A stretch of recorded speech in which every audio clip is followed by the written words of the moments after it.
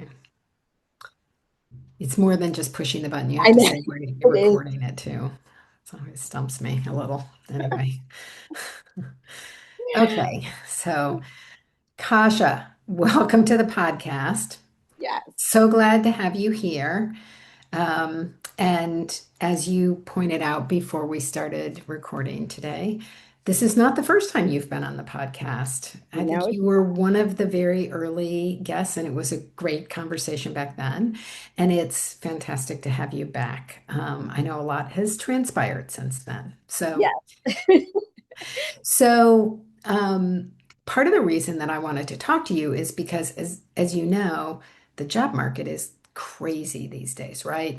And you recently left a long-term position as the Yes. director of growth, engagement, and something else at Adobe. Yes, I do.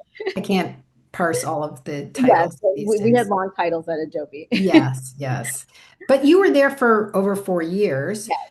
And you recently left. So I want you to talk briefly about why you left. Like, Yeah, because a lot of people would say, like, good job, don't leave, right. stay. Right. Yeah, So, yes, I totally understand that, and I've definitely put some thought into this. And I'm so glad to be here to talk because it's as we were saying before we started recording, it bookmarks different periods of my career in life when I've done the podcast. So I'm so glad to be back.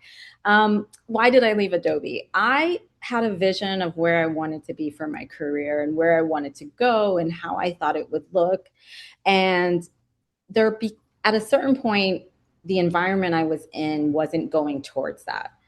And I wasn't growing. Like I was growing a team, I was doing all these things, but I didn't see my career being developed. And I do think this happens to women, and especially women of color, where you reach this kind of point where you're like, I'm a director, next to senior director or however the org or VP or whatever, and you just stall. And you can read all the books and do all the things and get a coach and still not see that outcome. And that's where I was, where I just was like, like, what am I doing here? Like, am I growing? I'm always talking to my team about, you have to be the driver of your own career. You have to be the champion, your own cheerleader. And I just wasn't seeing that reflected in the opportunities. And, I thought I could stay and just, yeah, this is fine. And I have a job. But it became a point where I couldn't turn off that little voice that was like saying, it's time, and it starts off as a whisper, like, it's time. And I'm like, no, no, no, we have a vesting schedule. That's what my logic part of my brain is I got a thinking. time too. Yeah, So, yeah. And I do want to say, I want to be clear that I'm genuinely proud of what I built at Adobe in Express. yeah. And in the beginning, we were so hungry. And I think the last time I was in the podcast, I was just hungry to be part of a huge SaaS kind of corporation that had legacy, that was driven by data. And, I'm proud when I think back about it, when I came in with something and it was like, I had two PMs and it was like, go figure it out, and then months or years later, we had this really robust and clear decision making process and strategy and frameworks, and we had our own growth culture and we had a real identity as a team. And I'm so thankful that I had that experience and I was able to pour into that team and elevate and have this like kind of marker in my head. And we were the ones that knew the pulse of the product, so I'm always proud of that time. I think as a leader, though, you have to think about who's championing for me and who's Yeah. growing me. And I think that's the hard part when you get into director or senior director or maybe even VP, because you're doing so much and you're spread across all these things. And, and then it becomes, well, is this the right place towards me? And, I asked myself this, I play this little game with myself where if I had to write a memoir about this chapter, what would I say? And all I could think of was my life in Dex. And it sounded just so terrible to even, but that's what my role in my mind had become. And it hit me hard because I always consider myself a creative and a builder. And I know I'm at my best when I'm creating something and not just documenting of what it could be or blue sky and roadmaps. We can all do that. But the intensity, the late nights, and the stress, that's all fine when the outcomes match. But when they Right. stopped matching, I had to really take a pause and be honest with myself. And for a while, I kept telling myself, the narrative like the market's bad, this is not the right time, just go away. I got this one little project, and then I've got Q3, and then, and then we've got, end of the year. But eventually my health started to suffer. And so I will say that to any women or anyone listening that, these things don't go away just because we want them to. And they don't always move in our timeline of like, well, no, it's going to be good in a year from now or 2 years. And I just didn't have the vision that I needed or the purpose to stay anymore. And the fear for me wasn't so much of leaving in a very tumultuous job market and becoming an entrepreneur, but the fear of looking back on my life and thinking, what if I never tried? What if I never went for it? Like, I've built these huge products that millions of people use or rely on, whether it was in my streaming days or in SaaS. And then I didn't trust myself. Like, I didn't trust that I could do this on my own. So that was the driving point for me. Yeah. So you sort of let the cat out of the bag, in that you said that you left and you've become an entrepreneur. I, So you're doing a startup that you're yes, the founder of, yes. and I wanna talk about that a bit. Like, how did you decide to take this leap to be an entrepreneur? Like, did the business idea come first? What was the driver, right, that made you finally take that plunge and take that specific plunge, right? Great question. I'm like, wow. I had been daydreaming about entrepreneurship for years, and I didn't have a specific idea. But even while I was at Adobe, I would challenge my own thinking. If I were the CEO, would this be the right call? Would this be where I put my funding? And I would always like keep that little kind of game, in my mind. And I was practicing without realizing it. It was going to prepare me for where I am today. And I just I knew that I needed something else, like as I said earlier, and I didn't know what the thing was. So I've seen a lot of ex in the tech and Bay Area and LA, like, hey, I left tech and now I own a car wash. And I was like, oh, is that it? Like, small business, and they're like, and I never have meetings, it's like, I was like, tell me more, and Sounds good. yeah. Um, and I was looking for something and I didn't have that thing, but I know that it had to be something that I could see clearly the vision and I believed in. And I'm one of the co-founders. So I will say I'm the Okay. CEO and I have two co-founders. But what happened was as I was leaving, it was probably maybe a week or two out from me wrapping up at Adobe. And by this point, I'm not getting any emails. There's no meetings. Slack is like a ghost town for me. And Your history. yeah, yeah, I know I'm that feeling. You're like, but everybody loved me before. Wait a yeah, minute. it's like yeah, I couldn't, no, nothing's on my calendar. And then I noticed this email and it said something like, I saw you on LinkedIn, wanted to connect. And it was, from a coworker, and she had reached out to me and she had, maybe she saw the Women in Product podcast that I did a few years ago. And she said, well, I just really love to talk to you about career advice. And so I said, and I didn't have the heart to tell her in Slack or an email like, hey, I've got 5 more days left or whatever it was. And so I said, well, I can do a coffee chat, always go out with class is what is my internal motto. And we started talking and I was like, hey, I am leaving the company and there's a lot of change. So I said, I said, you're just gonna have to go with the flow. And then she was like, she's like, I wanted to talk to you. And she wasn't on the tech percent, development side of the company. And she's like, well, I've had this idea and, it's in ed tech. And I was like, okay. And she's like, do you think it's something that we could, pitch to a Netflix or something like that? And I was like, number one, no.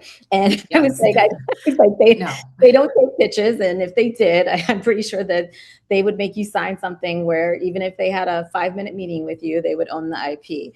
I said, Yeah. it's funny how things work like that. And I Yeah. said, and she told me the idea, and I was like, and she's like, well, she's like, I just really like you. We did definitely hit it off, and I was like, and I kind of put it away and went about the rest of the weekend. I said, well, we'll stay in touch. And then I found myself thinking about this idea. And then I was like, well, what would I do? Like, how do I make this like big? It's one thing when you have like, oh, it does this and it does that. But then I'm like, well, how does this work as an ecosystem? Right. And I just couldn't stop thinking about it, Elizabeth. Like it was on my mind. And I had met up with a friend from who's also in product, and she does more on the back end and technical. And I was telling her, and I was like, I'm literally sketching in the mall, or like, hey, look at my phone real quick. Like if we were to do this, like, could we build it? And she was like, yeah, I'm not working and the market is crap. So I was like, do you want to build something? And that is literally like our founder story. So I looked at the team and I looked at the idea, and I was invested from day one.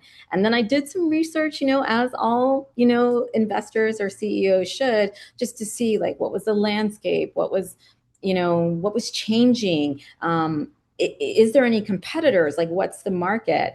And I had also noticed in my career trajectory as a hiring manager that recent grads, that there was this thing that was happening in the market, right? And brilliant students, going to all the colleges that I won't list, but they would come and they would get started, and then there'd be this pause, or they'd be like this deadpan. And I'd be like, well, what's going on there? And I'm someone, once I get an idea, I can't stop with it. And I'd be like, well, why is this happening?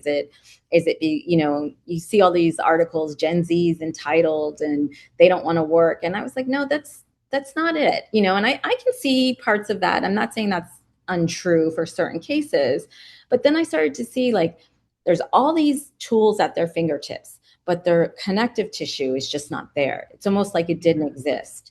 And I had been thinking about the idea with my co-founder, about how there's this steady decline in critical thinking. And I was like, well, how did I learn critical thinking? And I'm going to date myself. So all the people out there that played Oregon Trail or was on Apple II You'll feel better. in school, they'll know what I'm talking about. And I was like, well, I remember playing a game. And I was like, I remember that, we had to do projects and you had to have an opinion, and, you got the dictionary. And I'm not saying we're not, and trust me, I know we're not going back to that time, and we don't even have the infrastructure to do that. But I really started to think about, this idea about we've raised a whole generation of just consumers versus actually teaching them how to think and how to think critically. And when AI started, it's that gap is becoming even more visible, and it Yeah. just clicked for me. And the idea wasn't just interesting, it just kept resonating. And it felt like, first of all, it was urgent, it had a purpose, and it was something that also could be enterprise. You have to think about the money, once you're getting into this. And once I could see it clearly, I just couldn't stop thinking about it anymore. Yeah. Yeah. That is such a great story. I mean, it's so interesting how the most sort of innocuous thing that you think you're just doing just to be nice, right? Mhm. And supportive of somebody else turns into an idea that you become obsessed with, right? I Right. mean, you never know where that stuff is gonna come from, right? Right. And I had been always like, I would joke with a coworker, like, hey, we could go build something on the side. And no one was ever like, Kasha, like, I've got my bags packed, and I felt like I was like at a circus, and I'd be like, we can leave the circus though, we can start our own circus. And so when she told me this idea, she said, well, I've been thinking about this idea for years. And she has a background in education and then now does ed tech. And so I just was like, is this that moment? And I think when you are someone that is, I'm a leader and had that entrepreneurial mindset, I was just like, well, let me, I'm here to solve problems. Whether I was going to be in product, whether I was going to be at Adobe, that is part of my core. That's part of my moral compass. I need to do that. And so then I just started thinking, and I was like, oh, but what would it look like? What would it feel like? And, that's the part that excited me. So as much as that conversation, of me like liking to mentor, women in the organization, it was really that moment for me that I was like, we could do this. Like there's nothing stopping us. And now with AI cutting down, the development time, I was like, well, why not? When Mhm. am I ever going to probably be, maybe a little bit delusional, like, oh yes, let's go and start a corporation on a Tuesday. Yeah. Yeah. I mean, this is a point where I want to encourage people to go and listen to the original conversation that we had because your background is very unconventional. You really came at this as an artist, Yes. right? You came, correct me if I'm wrong, film editing? Well, I was originally a fine art, Film. yeah, film. I was a fine arts major at Howard University, and Yeah. so I had did graphic design and video and film, and then I came to a grad program at Chapman University where Yes. I studied editing, cinematography, and directing. Yes. And when I left my program, I went and worked as a post-production editor, doing like chroma keying, removing backgrounds. And this is all before the apps and all the Right. glorious push button stuff that we have now. But you really had to be super technical, but you also had to understand movement and light. And then, it became this artistry for me. Like, how would I take care of your hair to make sure that while we're talking, it still feels natural, even if the background is not real? And Yeah. so it became this very tedious and very niche kind of market that I was in, but it wasn't fulfilling for me as an extrovert and someone that, it felt like I was a mechanic instead of like an Y- artist when I was. Yes, but I will say that that background, right from the get-go, in many ways, you have always been entrepreneurial.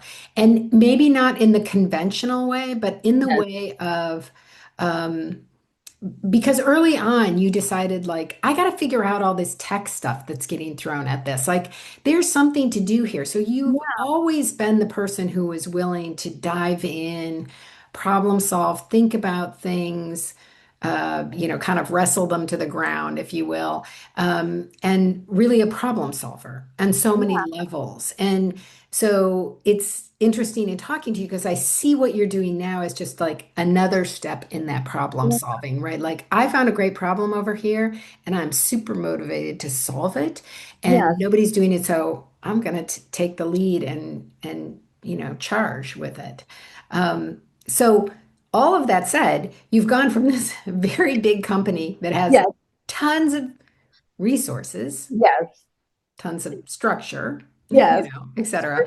And now you're free from the constraints, but what's it like to step into that? Because you're stepping into financial uncertainty, Right. um, too many things to do and not enough people and time to do them.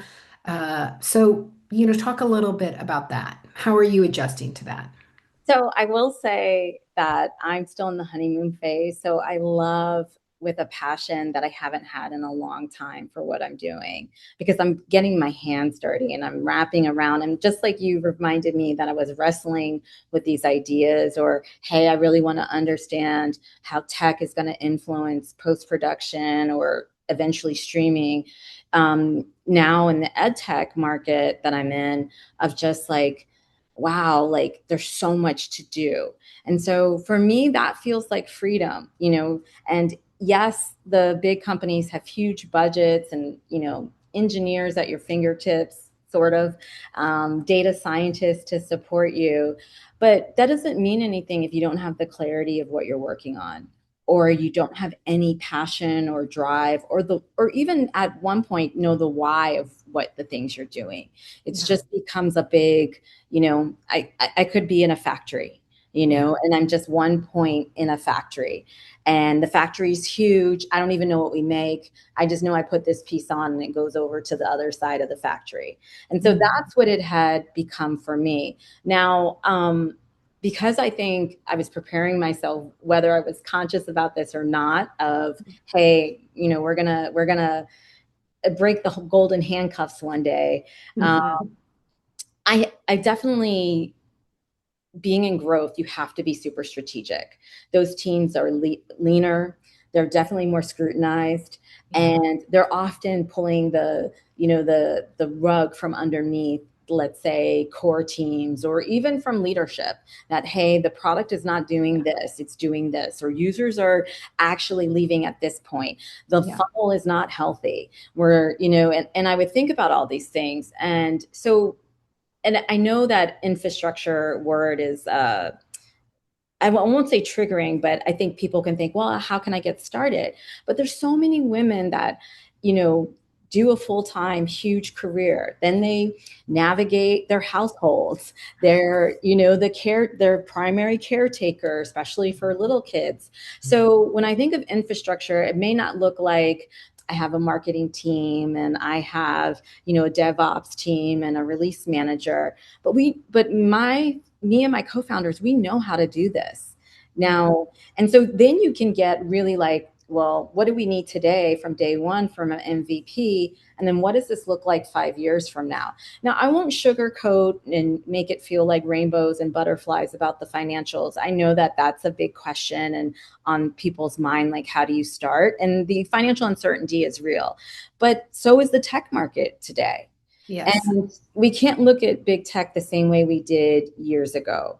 And Yes. as much as like that's a devastating reality, that is the truth. And I think it's like a come to terms, and it's become the new normal. Every day there's, layoffs where sometimes they don't even make the news. Yeah. So it's not just about the risk of leaving. It's about weighing, for me, I had to weigh all the risk.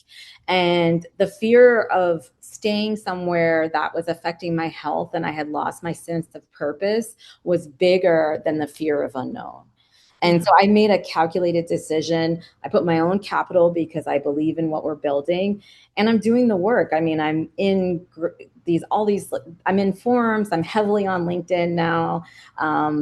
Understanding accelerator paths, investor conversations, going to VC dinners, and to build that infrastructure, and it's just like mapping new kind of territory for me. But I'm like, oh, that's this is, and fear doesn't serve a purpose for me. I'm a person that I have to be actionable. And it was, for me, I would be more afraid to look back, as I said, that I didn't trust myself and I never went for it. That was going to be the harder pill to swallow. Yeah. Yeah. So you mentioned groups and like diving in on LinkedIn and that stuff. So, like, talk a little bit about resources or groups or forums or different things that have you've found support or encouragement or guidance, because I'm sure that other people listening who might be inclined in that direction would be interested, right? Like, oh, I didn't even know that existed, right? Yeah. So I would say, I would start here with your foundation. Like, women in product is generally one of those communities that you can kind of get a sense of. You have representation in big tech, and then you also have people that are in startups, whether, depending on what seed round there is. So I think that that's also a good place to start, especially like in the Slack channels. Found Her and Fund Her is local to LA, and they have incredible spaces for women founders, even if you're Ah, just getting started. Accelerated programs like tech Kickstarters have been great for just understanding the language and what does that mean in dilution, and understanding that, you're not just, you're starting something, but then, there's so much of the administration and organization that you're creating that you really have to understand, and ask for help, get mentorship. I rely heavily on LinkedIn. There's always so much, and if anybody reaches out to me, I will send you all of my cheat sheets and everyone that I'm following. There's just so much information out there that you can start, and it also is. There's even money for you to get, grants to get started. But I think it's important that you have some level of capital that I'm going to put this away. This is going to be for, my new thing, my new baby, and lean into other co-founders, people that have been doing this longer than you, and ask the questions like, where did you start? How much capital did you have? I think the thing that's interesting about the startup world is that people are more open to sharing that information versus in corporate, where you dare not ask someone Yeah, what it they're does become important in a startup when you're seeking funding to understand funding related terms, like, right, what you should expect on a term sheet and what's reasonable for a, early seed round versus right. a later round. And, are there individual investors or groups that might be interested in the particular area that you're doing? There's always a lot of background to dig through on that stuff. And there's also, I will say that the minute that I did put stealth and, because we haven't launched the Scala Labs LinkedIn page, or, our official website, people started coming to me, and it freaked me out because in corporate, I was like, what is this all about? Like like, what are they? And there are going to be funds and some other people that are going to be looking for you. And I think Yeah. it's having that, even if whatever your day one is, again, having that vision. And I'm really into having a brand, like, this is my brand, even if I don't have much information about it. I've taken, I had left Adobe in February of this year. And by the end of February, I took 2 VC calls. Had no idea what I was saying or doing, but I trust the process and I trust myself. And I also trust that signaling that I'm getting from the market that I'm on the right path. It's really interesting that you had calls really early on because I think there's always this sense of like, oh, I'm not ready. I'm not ready. Everything has to be perfect before I Right. talk to somebody. And it's like, no, it's like a lot of other things. You should do it so you get good at it and you get feedback early on so that if you're like way off in the weeds where no one's ever going to fund that, okay, what do I need to do to change that? Right? And this community is smaller than you think. Yeah. And so I say take the calls, even if you're not ready. One of the things that I was surprised about, they wanted to know so much about me, and I was like, "Oops, oh," but I'm like, "Oh, it's Me? my title, yeah." And I'm like, "No, the team and the mission and like the platform." And it was about me. Like, am I the person that's going to lead this team?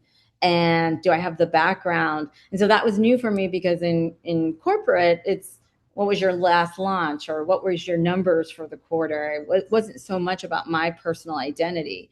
And so Yeah. that was one thing that I just had to pivot in my mind, that I have to be able to tell my story and hit these points so that Yeah. they know I'm a seasoned fish in the market. I'm not I'm not a new graduate, and really kind of have them interested in our story of growing Scala Labs. And Yeah. even if you're not ready, there are pre-seed. There's people that are looking to invest in something. Now, yes, then you have to get into, well, what does that look like from an equity? And if you do that, you be careful, is all I'm going to say, and do your Right. Don't research. give away the whole house right off the Yeah, bat. right, right. Because you read stories about, founders coming out of, multi-million evaluations, and they are left bankrupt.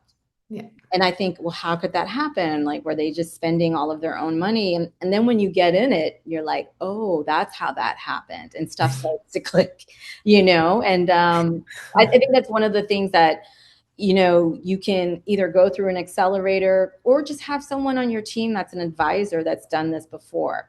And there That's are, a great idea. It's like get an advisor on that front. Yeah. yeah.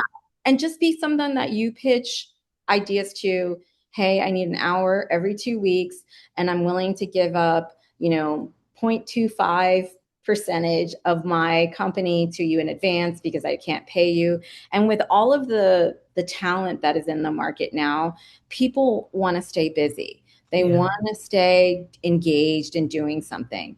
And if you're that person that can help them do that, hey, I'll list you as a consultant. I'm happy to put you down as an advisor. Please, especially when you have, like, this is an established entity. It's not, make believe. It's not just some friend sitting at a dining room table. This is real, and I value what your support level that you're doing for me. There's always a starting point. It may not look like what you have in your mind, and having the cool all glass office, that stuff will come, but really lock into the problem, what you're trying to solve for. Is this a real problem?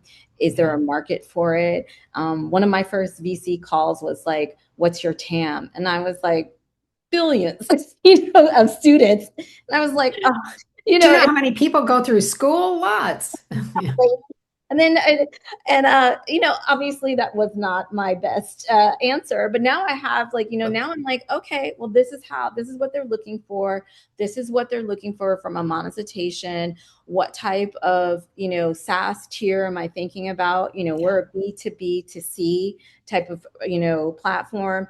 And being able to say that with the confidence and the fluidity, it is amazing in a short amount of time. But yeah, it's going through that experience. And then there's some that are just people that are like, oh, well, I can't help you get funding, but I can coach you. And I'm like, well, no, wait a second. I need money here, not I'm not, Right. I don't actually need the coaching so much. I yeah, need the yeah, money. I Yeah. need the connections. So Yeah. there, but you have to do the thing.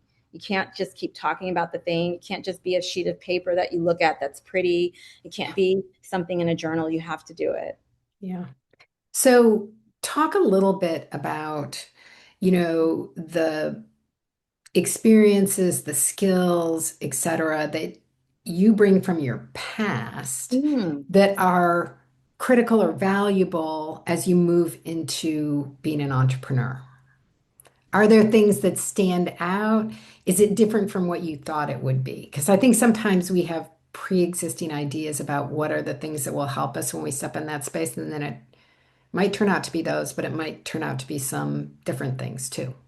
Yeah, I think that there's like three things that came to mind. Like, one is clarity, like being able, in a growth setting, I have a lean team and I can only do so much. And so in my previous situation, it was like, how can I solve for the lack of retention? Like, and then that would be my focus. And even though I own activation and engagement, I know that these people are not coming back for a reason. And if I solve that first, then I can get the engagement numbers up because at least people are coming back and they found value. So I think you have to put your same hat on, like, but it's on a 0 to 1 type of scale. Like, Yeah. what are the problems that we're having in education today? And that's pretty broad, right? You can Yeah. print big strokes, not enough resources, not enough teachers. But then I'm like, no, I'm going to narrow it to this lane. And that's what happens in corporate too, where I own this vertical or I own this part of the roadmap. So I think that, and having to be very systematic. So I've been in this, 15, almost 20 years of like, okay, I know that I have to document what I'm doing. I know that I have to have some type of hierarchy. I know I have to have some type of file management. So if something happened to me, someone else could find it or whatever may be the case. So I think that is like always going to be relatable and it's transferable. Yeah. And then also, knowing what success looks like. For us right now is getting a pilot. So we have our pilot starting next week Yeah. in a summer program. And that would be just like a huge deal of like doing my first beta test, when I was in corporate. And we're going to have the same, like, what's our threshold? How many users can we hold at a one time? Do we have any storage issues? Is everything functioning as we've intended? So those things are going to be relatable. And I would say be comfortable with unknown and ambiguity. Big companies usually have a playbook, maybe not so much anymore, what we're seeing in the market. And startups are writing them in real time. But if you Yeah. take from that foundation, like, what are the things that I know that I'm going to be successful? And get out of your head that, like, I think one of the things that I was the biggest kind of shocker was like, oh, I can see that this product can be monetized. We can have a price point. We have all these users, and that's going to be my story. But it may take a year or 2 years before we're even profitable. And I think that was like the reality check of like, oh, okay. So even if I did get into the school system, oh, then it would be this other thing. And then it would be this other thing. So I think that's the reality that even if you have a strong idea and you say, I'm going to go to market in 3 to 6 months, that doesn't mean profitability. And I think that's Yeah. the thing that you have to separate, you know, Right. because you're like, oh, well, I'm revenue generating. That's fine. But does that mean that you are profitable? And then are you sustainable? Right.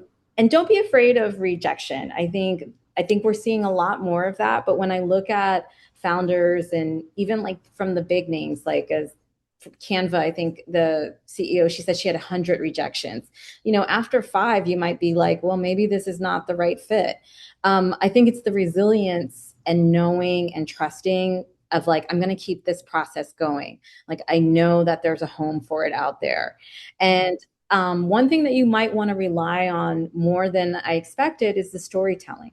You know, as a founder, you're always pitching, and you'd be surprised of who you're pitching to and not even realize it, or who's sitting next to you. And so I think you have to really understand, okay, how do I simplify what is that we're building, what we're doing, and then make those connections. Sometimes I'm chasing my tails. Like, people will introduce me and they're like, oh, this is the CEO, and I'm not going to say the name, and they have like partnerships and they're always looking for ed tech like entrepreneurs, and I'll send my little on brand email and with the Scala Labs background, and I won't hear anything. Or then I'll hear from an admin, and then, oh, it got canceled and this person's on a flight. And you have to really be okay with that. And that's why you're not putting everything in one basket. So I'm Yeah. like, okay, I've got 4 or 5 or 6 of these. And then there's the people that, Kasha, I have a friend that's doing well. She's in the Yonkers school district. I'm like, Yonkers, I'm here in California. Whatever.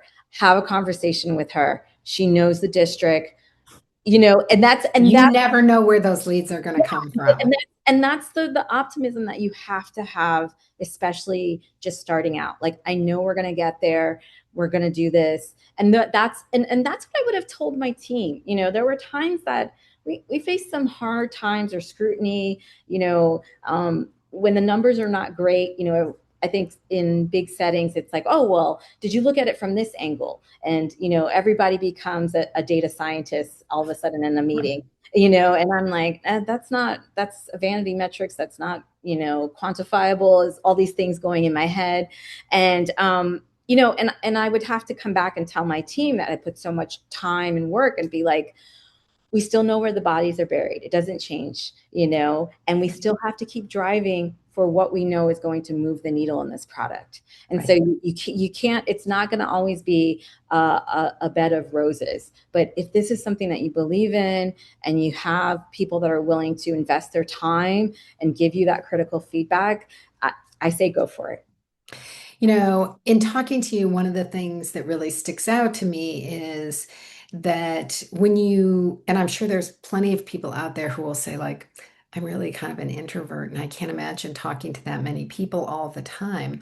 But the thing that I hear you saying is it's energizing because I'm interested in the concept and I see those conversations as learning Yeah. opportunities in one way or another, either validating something that I'm thinking or giving me a new idea or whatever. So I don't know if that's exactly the way it's worked for you. I don't know if you have anything you Well, want to add I'm on. always learning because one thing about pitching and putting things together is that when I think of the idea and just give brief what Kuribly is, it's a student facing learning platform, and it's being built by Scala Labs, which is the co-founder startup that I'm the CEO, and it's aimed at kids 13 and plus. And it's one of these things that I would be like, well, it's Netflix meets PBS plus gamification. And that, as someone who comes from entertainment, I'm like, yes.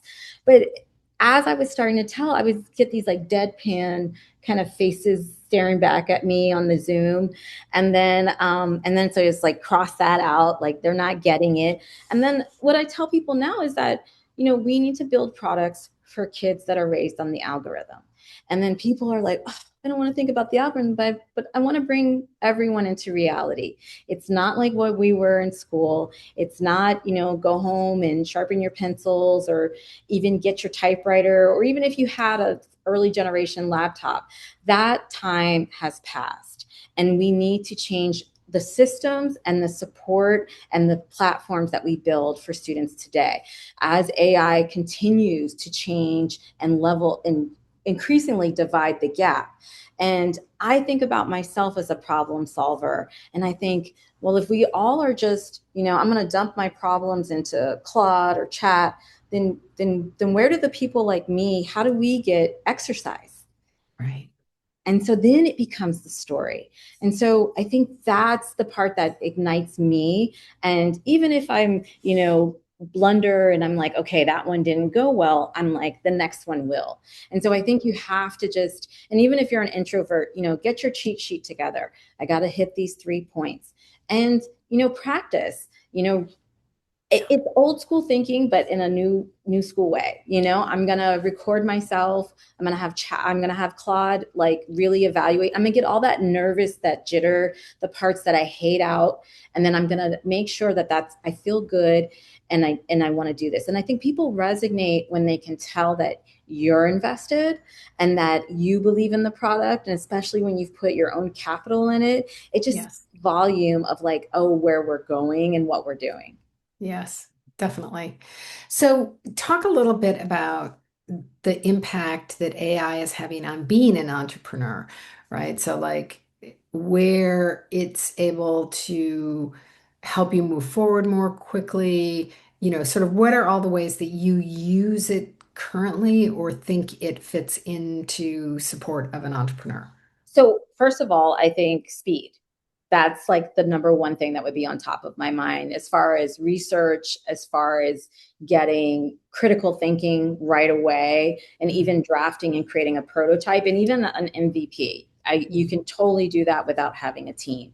I think, and not having any capital. I mean, as long as you can have a, upgraded or pro subscription, you can get started.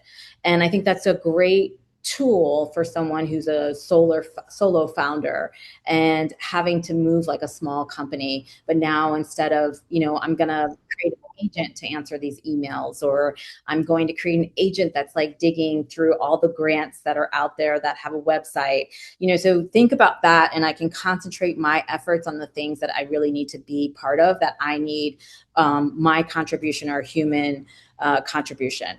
I think it makes it sharper about what you're trying to say. Sometimes I would have a tendency to just write and it feels good and it sounds good. And then now I'm testing that out and I'm like, oh, that's not landing where I wanted it to be. And because I can do that with AI. So I think that off the bat is anybody can get started, whether you have capital or not, just starting to build the idea. And you're going to see things as you build it. There's going to be no things, oh wait, that actually doesn't make sense, or how would someone, when they're confused, what would they do? And that's just me thinking from like a UX or UI, perspective. I do think it's a forcing function in relationships and how you approach, whether if you're going to go VC right, or VCs or angel investors, like being able to talk and being current in the space.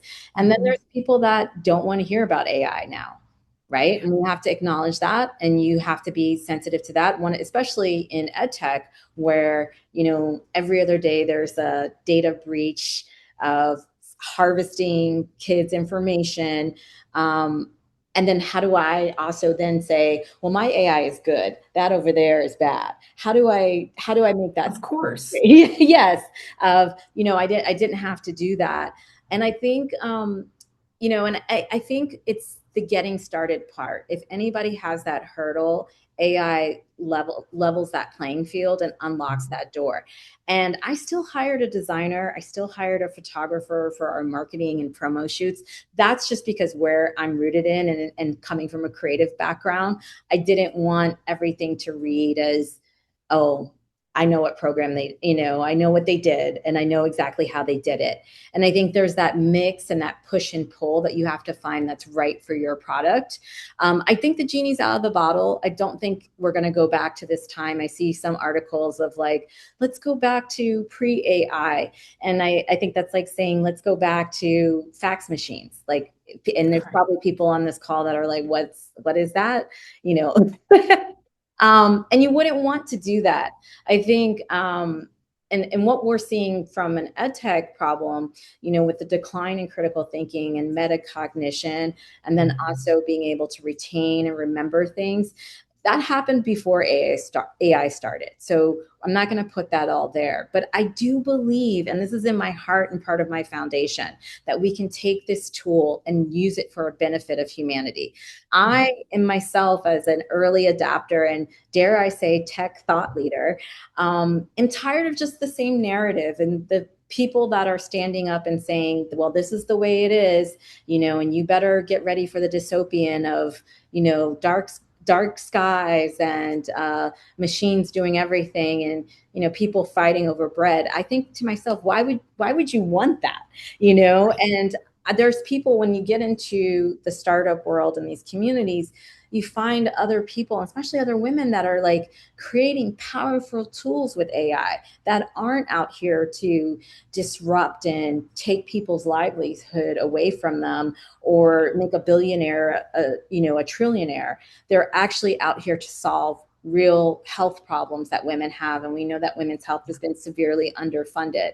So I want to change that. I want to be part of this group that I see on this small scale of startups that are saying, no, AI, we can use this for this, and we can Yeah. use this to stop the problems that we're seeing.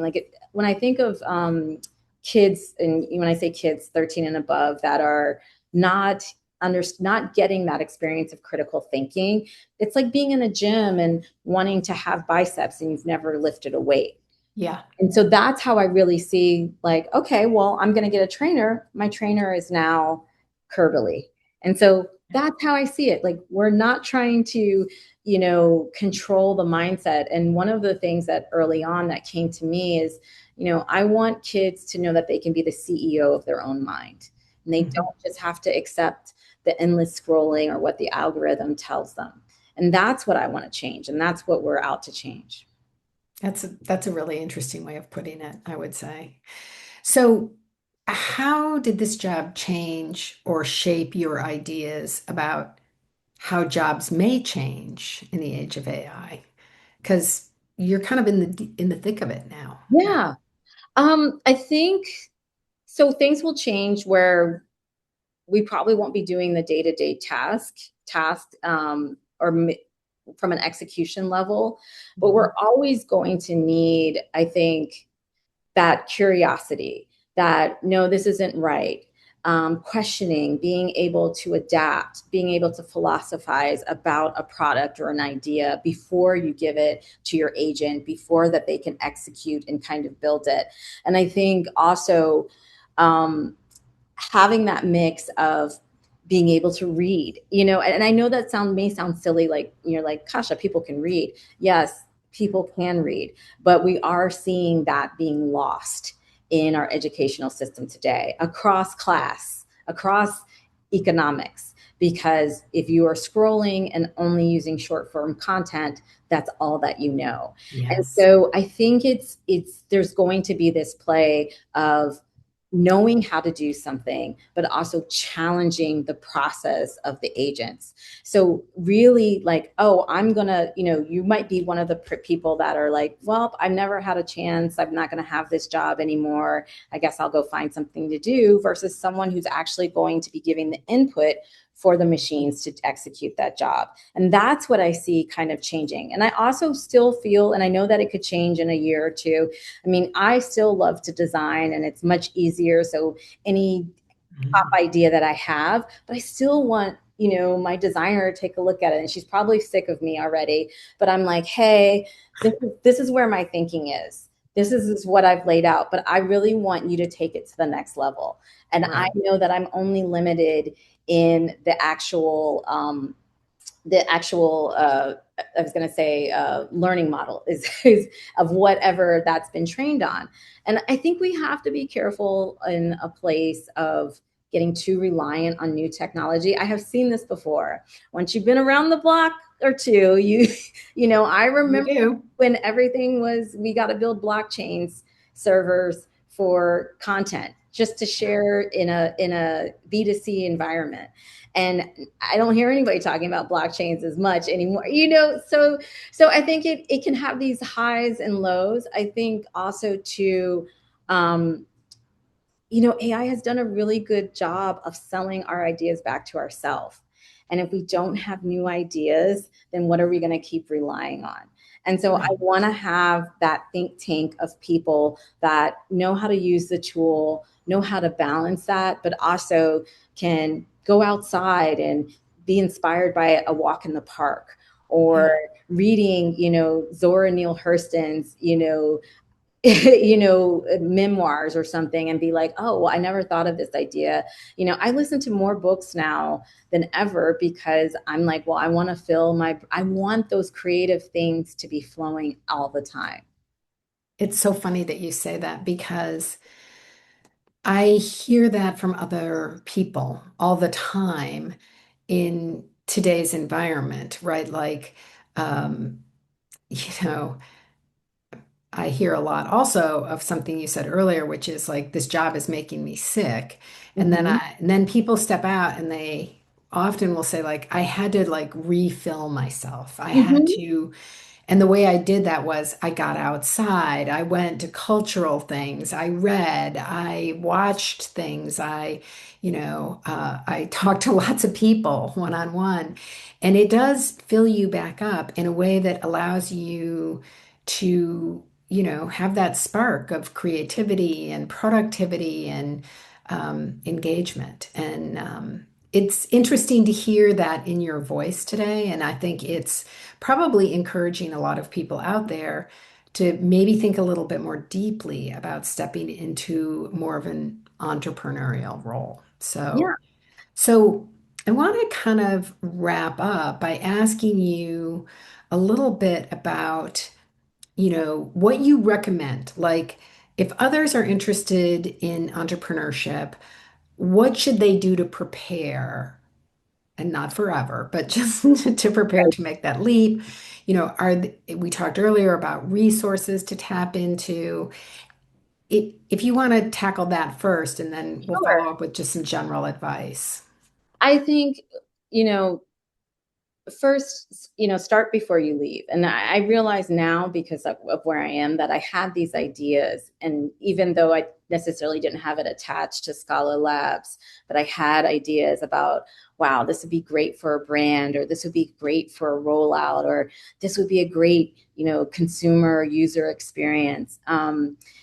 Start writing down those ideas that keep coming back up. And that's one of those things that for me was part of my moral compass of telling me, like, I got to do this, and validate the idea, just like you would, when I would get stuff from, my executive suite or C-suite, and they think X will do this, but I'm like, why? And, I have to validate the idea. So you're using those skills that you already have, and you're Yeah. just putting them to use for yourself. I will say that it's harder to do it for yourself than when you do it for someone else. And And that, why do you say that? because I think it's easier to not be attached to the corporation's Oh, ideas, yes. and I'm getting a check. So even if I know that this isn't going to be successful, but now my longevity, or my idea is really, I really need to pour everything into this and really, really validate it. And so maybe I start criticizing myself. Maybe I start saying, oh, it's not strong enough, or, well, I would need this, and I know it's not perfect. And there's all these things that women say, and I hear it, and Oh, yeah. and I hear it whether we speak it or shout it or write it down or it's in a forum.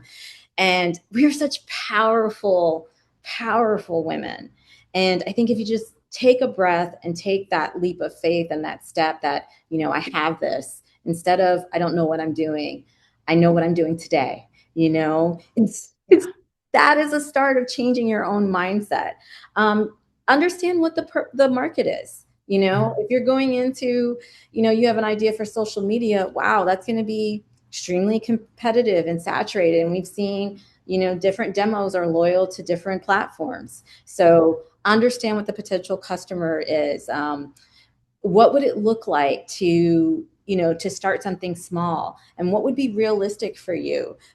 You can do both, and yes, I know someone's going to say it's hard, and there's only 24 hours a day and we have to sleep and eat and get to jobs, but carve out, whether it's 10 or 15 minutes a day. I had to start meditating again, and it was something I used to do in my past, but then I was just like, I'm not tapped into me. I'm tapped into all these other things. The first thing I Yes. do is Slack in the morning. Then I'm back in Gmail. Then I'm in Outlook. And my brain, that little bit of glimpse of sunshine and creativity and non-judgment, that the first 10 or 15 minutes I'm awake, I'm using it to put pressure on myself for something that doesn't really exist. These Yeah. deadlines, everything. So I would say start with what your idea is. And even if you don't have an idea, what industries are you passionate about?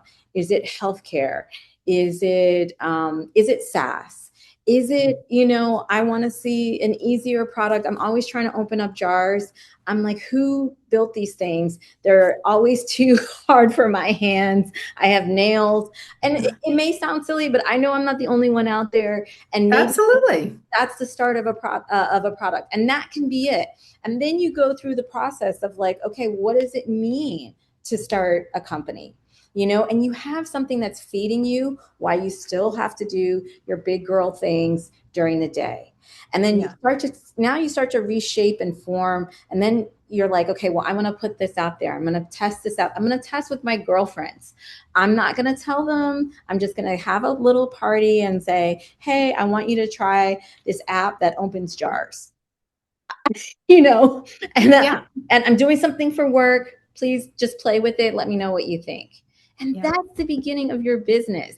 Not all of us are going to start in a garage with CPUs and, or, you know, um, or the stories that we've heard. It could be at a book club or at a party, and that to me is the new stories that are coming out of founders in tech that are going to change. And there's AI, and I've seen the headlines that AI impacts women more, people of color, and in those roles. And I say, okay, I want to master this. I want to know if they think it's going to take my job, then I want to know what the big deal is. And then when I Right. start learning, and then I start having this like expertise about it, you'd be surprised. There's so many people that don't know what they're doing that have big titles and loud voices. Just throw that away. Like start with your idea, and you might have several ideas, and maybe you stack rank, and then you start looking. Well, how much would it cost? And then you can put that in an analyst or a co-work type of engine and say, this is what I have. This is how much. Help me prioritize where I can get started. How can I get Yeah. early signaling? How can I test this? Is this something that I want to put in the hands of a local, grocery store that I go to? I know the manager. We have Yeah. to start talking again. We have to, be able to check into those ideas of people knowing who you are and what you're doing. You know, you kind of reminding me of a conversation that Carmen had with Marty Kagan earlier this year when Marty really talked about that the foundation models, ChatGPT, whatever, Gemini, Uh-huh.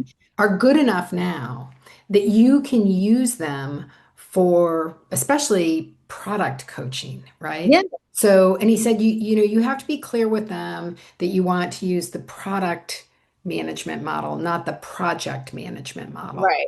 Right. But, and he talked about the things that you need to input and stuff. And I could definitely see somebody who was interested in being an entrepreneur and had some product ideas to kind of use some product coaching around those ideas and just as a way of getting started.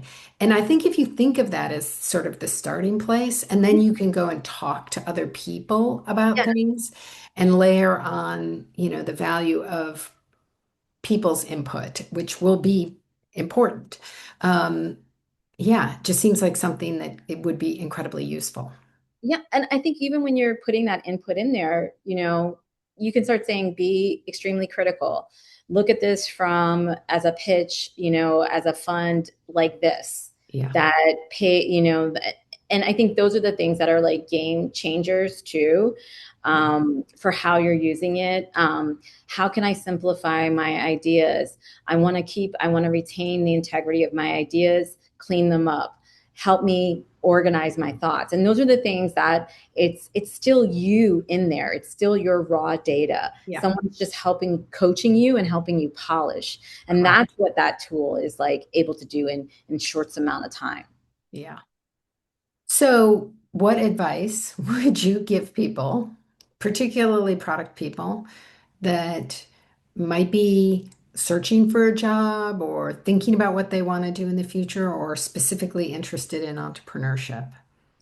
So I would say Your first, last little yeah, tidbits of advice. first get specific about what you're trying to solve. What Yeah. gets you up in the morning? What is your North Star? And it could be something as simple as I hate that I can't open jars, Right. and that could be your idea. I think also too that you can do both. You can parallel path if you are working, and then for many of us that are not in a traditional 9 to 5 or corporate setting, let this be your opportunity to show that you are still working, even if you don't have a big title or a big job. And I would put it on my LinkedIn. Yeah. I am this. I'm the sole entrepreneur. I figure out growth strategy for X, Y, and Z. And that is your new thing. I think we're going to see so much change, and AI fluency is going to be just table stakes as we go through. So I don't think it's like waiting for a company to tap you on your shoulder. I think we're all going to have to reinvent ourselves. Even the title AI product manager, I'm like, okay, but what does that mean? Does that mean that you're building AI products? Does that mean chat centric? Does that mean LLMs? Like, what does that mean? That's just like a big, that might be SaaS product managers, which would have been 10 years ago, would have been the same thing. Yeah. And Yeah. I would think too, like if you're, the fear is real, but I think if you don't believe in yourself and the idea, and you have to shut down the noise from the outside, that, oh, I can't do this, I don't have enough money, maybe only the big guys can do this, whatever it is telling you that you can't do that, you have to replace that with I can, and I will, and I am. Yeah, I And think that that is such an important thing. I mean,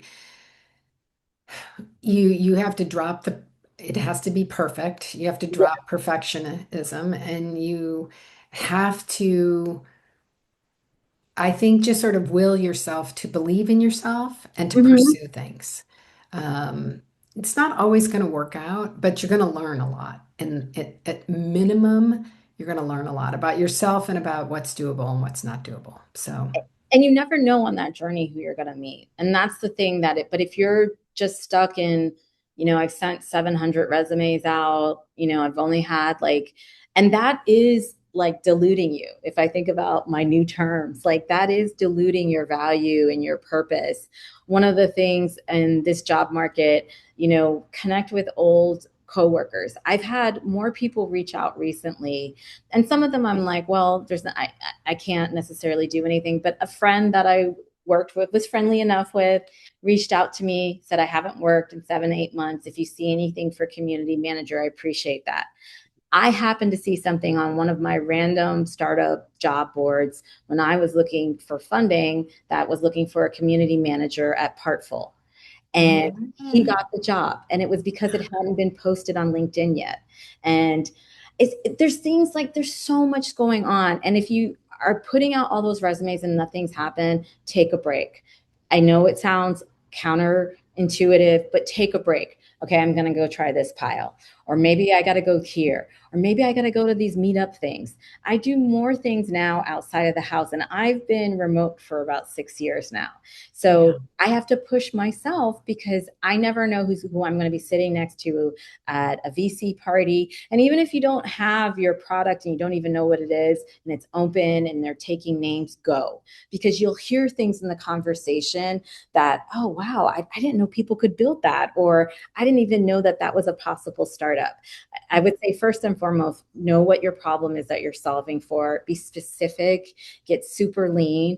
Don't try to have 10 or 15 things. We all have enough bloated apps out there when we only use it for one specific thing. Trust yourself. talk to your community. No rejection is part of the game, and it's going to be make you stronger till you get to those yeses. Yeah. Well, thank you. Thank you for taking the time to talk to me today. I really appreciate it. It's so great to see you. Me too. So, we'll have to come back in a Yes, year and see how you're yes. doing.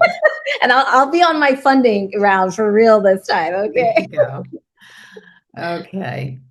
So listen, I'm going to let you go because I've kept you over quite a bit, but thank you so much. It's so incredibly, it's wonderful to see where you are, like to have kind of see your journey. And I can relate to your journey because I Yes. started off in the arts too. So Yeah. that like beating heart of a creator who is always wanting to build something, create something, develop something.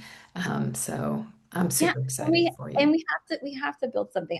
The other day, a good girlfriend of mine, her daughter graduated from the 8th grade. And then I thought, oh, I'm gonna do something nice for her. She's 14, she loves to get her nails done and, flat iron her hair. She's like at that age. And I was like, oh, I'll go get her some flowers. And I was looking and none of the bouquets, they just all looked kind of, too like, and I was like, I want her to see this and be proud of this moment. And I sat there and built a bouquet. Like I gathered all the things and I can't even remember the last time I did that, but it felt so good for me to touch. And I had to get my gardening scissors out and I like did the bows. And I was just like, how do I even know how to do all this? Am I Martha Stewart, like Yeah, there iteration you go. It's 2.0? all stored up in there. Yeah, but it's coming out. Like before, I would just be like, "Oh, I do my nails." And now I'm like, I've got so many things going on, and I even have another small, super small, but it's very creative, like a little mini like a iced coffee line that I'm pushing out. And I love this. I and love it. I was like driving, and one day I couldn't help myself, and I was hearing about ideas, and sometimes I'll just like fish just to listen, and in that listening, I'll be like, that is a good idea. And I have a puppy now. He's a year. He's a Yorkie, and he gets all the attention, and people are they'll knock me over to get to my dog, and so I and But let me see the dog. Chewy, come here, Chewy. So, this is Chewy. Um, Oh, look at him. He's so cute. this is Chewy, and he's got very, very well-known ears. And I so, was gonna say, kind of like Yoda, don't you yeah, think? so I call him Chewbacca, and Hmm. Chewy is his nickname. And I was Yeah. just thinking, and I was like, and literally, I was on a drive. I don't even know where I was going. I probably had to pick up something from the store. And I was like thinking, and I was like, then all of a sudden I came back home. I did a search on pork bun for the domain. I brought the domain. Then I went to the California Secretary of State. I did a quick search. Then I registered the coffee latte thing, and it's called Chewy's Lattes. And then I started playing Please on watch. Gemini, but it's that idea that I would have been so cautious to even say to someone because I'm like, what am I doing? I'm a product tech person. Like, what will You, people think? you have never let that stop you in the I know, past. I know. That's the thing that I love about you is that you're like, well, I don't know about this stuff, but I'm going to get in the middle of it and figure it out. And just that undaunted belief that like I can figure this out. The fact that I don't understand it right now means nothing. Yeah, and It only means I have to dig around here a yeah. little bit. And I had already registered Scholar Labs, so I had to did that. I set it up as a C corp, and I like went through that process on a very old and outdated California State site, and it felt like I was reading pages from the encyclopedia. And I was like, "No, I'm smart. Like, what are they talking about?" I And know. I was There's definitely times where you think like, I'm not a stupid person and I do not understand this okay, but at all. then I would just take a screenshot and I'd be like, Claude, tell me what is it they want, and I'd be like, oh, that. that's just this box here. That's super easy. And then now, if someone asks me, well, how do I start a business? Well, the first thing you got to look and make sure you can own the domain. Then after that, you got to register it with the state. Then Yeah, after that, you got to register it with the feds. I mean, it's just all these things that are mundane and you're thinking about, but I'm like, this is what makes a business yeah. and allows when you do talk to someone and say, oh, I'm looking for angel or pre-seed, they're like, no, you can go, please Google me, please check me out, Yeah. tell me what you find. And so now I have this other thing called Chewy's lattes, Oh and my I God. So you have to wait a minute. I have to show you something. Just a little baby boy. So last fall, Oh, this appeared oh at our wow. house in Napa, half starved. Notice the ears on this one? Yes. Oh my God. I love the ears. Is it a boy or a girl? Girl, her name is Coco. Oh, Coco. I like that. It goes with her paws. I feel like she's got little Yeah, gloves. she's got two very white paws. Yeah. And what I even like better is that, and you may not be able to see this, but the pads on her feet are black, Oh, and then that's her fur is white. oh wow. That's so cute. It's like a little tuxedo almost at the I end. know, it's so funny. Anyway, she's ours now. She's stuck with us. Our Oh, other cat is not so happy about it, but anyway, but she just like appeared. She's been eavesdropping this entire oh conversation, wow. just so Well, you know. he's been at my feet being like, what, because he's always down to play. And I for a long time I had wanted a dog, and I kept telling myself no. I was like, I have to go to San Francisco twice a month. Like, how am I gonna do this? And it was in that time when I was like, you know what? I'm gonna start saying yes to all the things that I've been saying no to. And then I start having these ideas about creating a latte brand off of his likeness. So, I don't know if you listened to this, but we did a podcast earlier this year. Carmen did one with Deb Lou. oh, And I didn't hear it, but I can look it up. I'll. yeah, so Deb l last year she left Ancestry at the Yeah, I beginning. saw that. Yeah. And she had some health challenges, Mm-hmm. which is why she left. But she talks about it as her year of yes. And she said, I started saying yes to all these things that I never had time for before, right? And she said, I learned so much. Found things that I want to do all the time now. And I found other things that I did once or twice, and I don't need to ever do them again, right? Right. But it was just such a great reminder that like just saying yes to things sometimes is it fills you up in ways that you don't expect. You know what Mm-hmm. I mean? So I love Yeah. I love Chewy's ears. And when I saw his ears, I thought of Coco's and I was like, oh, what's with the ears? Yeah. He's Yeah, probably no, he's probably bigger than she is, but she's he's kind of about. small. I think he's about 6.5 or 7 pounds. So Yeah, they're close. the Yeah. same. Yeah. Okay. He's I very mean, thin, but he's all muscle. So yeah. because he's gotta go after the ball or hunt fake little rats. So in the house. So Well, I mean, when Coco first came to us, when she was just a rack of bones. I mean, like I could toss her in the air. There was nothing there, right? wow. Not so much anymore. Like she's a girl who likes her meals and she has a personal chef now, so she is good to go. She's living the life. She's like Coco abandoned. What? Like no, Right. she's like no more, She's no more. doing her thing now and Yeah, nobody gets in her way. And there's she's her got a plumy fluffy tail. tail. Yeah, she's got a fluffy tail. Oh, she's got a big plume for a tail, and she walks around with it like behind her, like this, like waving in the breeze or It, something. it reminds me of the cartoons of like Pepe Le Pew when he was trying to court a cat that Yes, sort of like that. Yes. My husband says she walks through the living room like she's a model on a runway sometimes. I'm like, she does, kind of. Anyway.